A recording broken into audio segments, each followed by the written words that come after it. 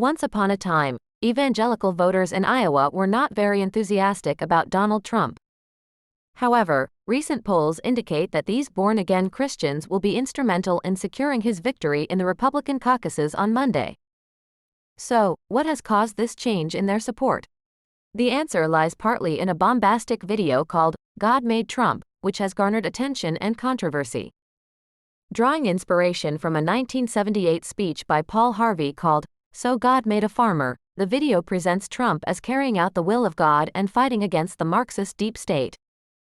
Although the video has angered some religious leaders who believe that evangelical allegiance should be to Jesus and not a political figure, opinion polls suggest that Trump is poised for a decisive victory among evangelical voters.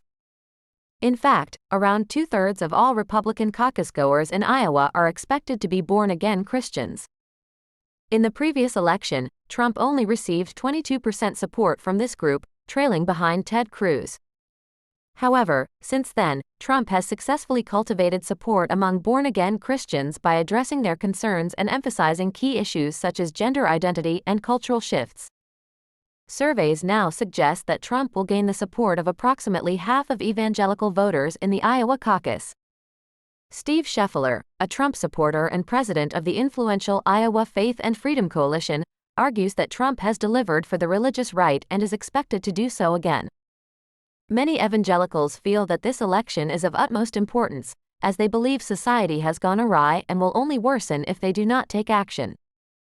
While some of Trump's rivals, such as Ron DeSantis, have also made efforts to court religious voters, Scheffler believes that big-name endorsements are not as influential as Trump's track record and his ability to connect with evangelicals. Trump has also sent surrogates like former Housing Secretary Ben Carson to engage with Iowa churches. Evidently, Trump's appeal to evangelical voters lies in his alignment with their priorities. His appointments of conservative justices to the Supreme Court and his staunch pro-life stance, exemplified by the overturning of Roe v. Wade, have resonated with many evangelicals. Additionally, his decision to move the U.S. Embassy in Israel to Jerusalem has further endeared him to this voting bloc. Furthermore, an evolving sense of evangelical identity may also explain Trump's popularity. During his presidency, the number of white Americans identifying as evangelicals increased, potentially due to his influence. There appears to be a growing division between church elites and the wider evangelical community, with many evangelicals being more swayed by right-wing media and politicians like Trump than their spiritual leaders. According to Kedron Bardwell, a political science professor, Trump appeals to spirit-led evangelicals who believe that God has appointed him as a leader at this moment in time. These evangelicals are attracted to the idea that God is actively involved in American politics and are less influenced by traditional religious institutions.